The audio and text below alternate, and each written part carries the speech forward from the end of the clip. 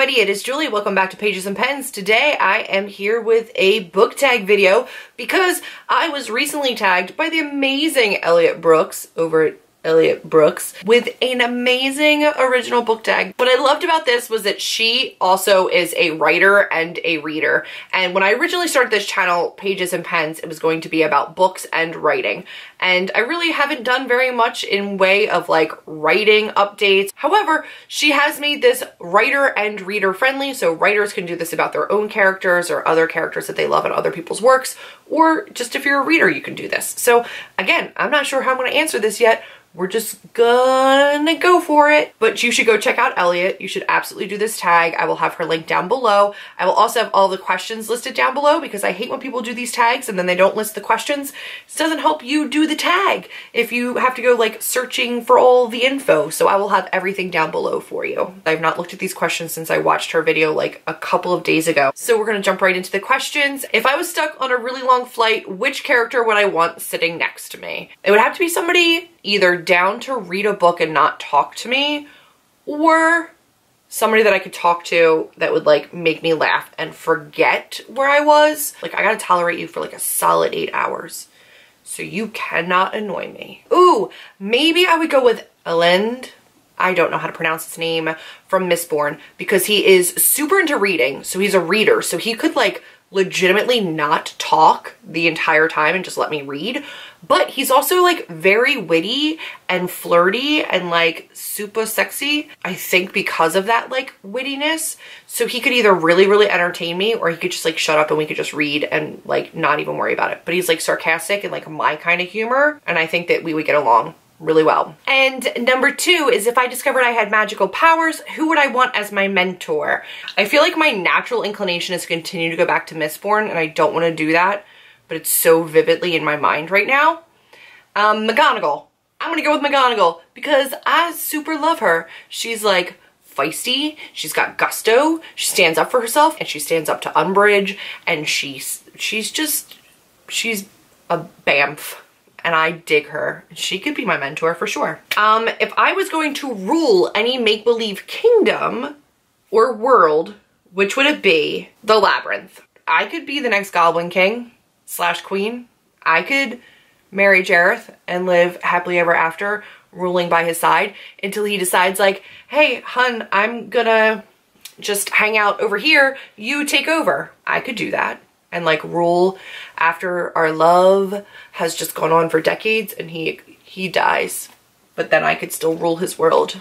The underground, down in the underground. Yup, that's what I'm gonna do. Number 4, if I was to go on a dangerous quest, which characters would I want in my entourage? This may be the only time that I reference Twilight. If I'm taking the cast of any book series on a dangerous quest, it's probably going to be vampires and werewolves, just being honest. And between their like mixed magical abilities, between like Alice and Jesper and Edward and Bella, I'd probably be safest. Number 5 is, if you were stuck in a snowstorm and you had to snuggle up against one character for a night for warmth, obviously, who would it be? And I just said I wouldn't mention Twilight again, but Jacob would come in handy. Just saying, he runs really hot. Ooh! That's what I could do. I could do Keenan from the Wicked series by Melissa Marr, because he is the king of the summer court. He literally radiates sunshine, and still Fae, not nearly as dynamic or as interesting as most of the other Fae that I read about. However, in this question, super appropriate. If I was assigned to make a scrapbook with somebody, who would it be? I would pick Molly from The Upside of Unrequited by Becky Albertalli, because she is super crafty and like a DIYer Pinterest queen. She's amazing. Plus, I just feel like we would have like a ton of fun. I would totally scrapbook with Molly. If I was in charge of taking family photographs, which family would I pray I did not have to take photos of? Maybe any of the families in the Sweet Evil series by Wendy Higgins, because they're all like children of sins, and like they're not, their parents, their fathers are horrible people. They're bad people. And I wouldn't want to be around them like at all because they're not nice. Number 8 is, if I was supposed to explain the Kardashians and who they are and why they're famous to any fictional character, who would it be? That's legitimately like a nightmarish torture. Like, I avoid them at all cost. I feel like Dumbledore would have like a hilarious response to it. Like, I think he would get a kick out of it. Nikolai from the Grisha trilogy would probably, he would get it. Like, he'd probably give them kudos. I think he'd probably appreciate them way too much. But that could also be an interesting response. Maybe one of them come to mind immediately, so maybe them. Number 9, if I could bring anybody that I wanted to a school dance, who would I bring? Well, here's my struggle.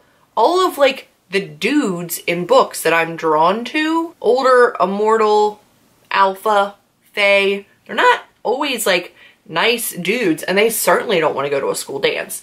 So I would have to pick like a cinnamon roll sweetheart of a dude to go to this dance with. I mean, in my heart, I'm screaming for Neville, because he's a really good dancer. He likes to dance. He's not gonna be one of those dudes that just sits there and like, you can't ever dance. He would dance with you. And he's a sweetheart, so he's like safe. But like, Neville today, Matthew looks good. I don't want to keep saying Harry Potter, but like my first instinct is like, I want to dance with Neville. Okay, number 10 and final question is, if I was the maid of honor / best man for any fictional character, who would it be and what would I plan? It wouldn't be my first rodeo. I've been there before. The friends that I've been like in their wedding parties for are like super chill and super laid back. Even my sisters are like super chill, super laid back. Like, we're not going to see strippers. So I'm like looking around like answers are gonna pop out at me. They're not.